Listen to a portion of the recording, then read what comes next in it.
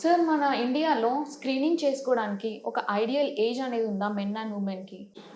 So ideal age అని చెప్పాలంటే starting from 20 years of age. అంటే గైడ్లైన్స్, ఇంటర్నేషనల్ గైడ్లైన్స్ ఏం చెప్తున్నాయంటే starting from the age of 20 years breast self examination చేసుకోవాలని చెప్తున్నారు.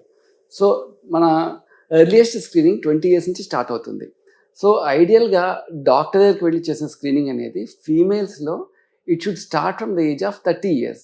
అంటే first screening should be with cervical cancer screening.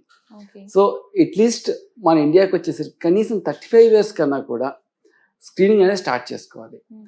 After that తర్వాత 40 yearsకి మ్యామోగ్రామ్తో పాటు బ్రెస్ట్ స్క్రీనింగ్, ఆ తర్వాత 50 yearsకి colorectal screening, lung cancer screening, అలాగే స్క్రీనింగ్ ప్రోటోకాల్స్ ఉన్నాయి.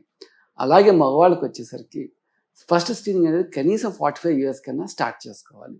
సో 45 yearsలో ఫస్ట్ మగవాళ్ళు కోలోరెక్టల్ క్యాన్సర్ స్క్రీనింగ్తో స్టార్ట్ చేసుకుంటూ ఆ తర్వాత prostate cancer screening, lung cancer screening అనేది చేసుకుంటూ ఉండటం చాలా కామన్గా జరుగుతూ ఉంటుంది.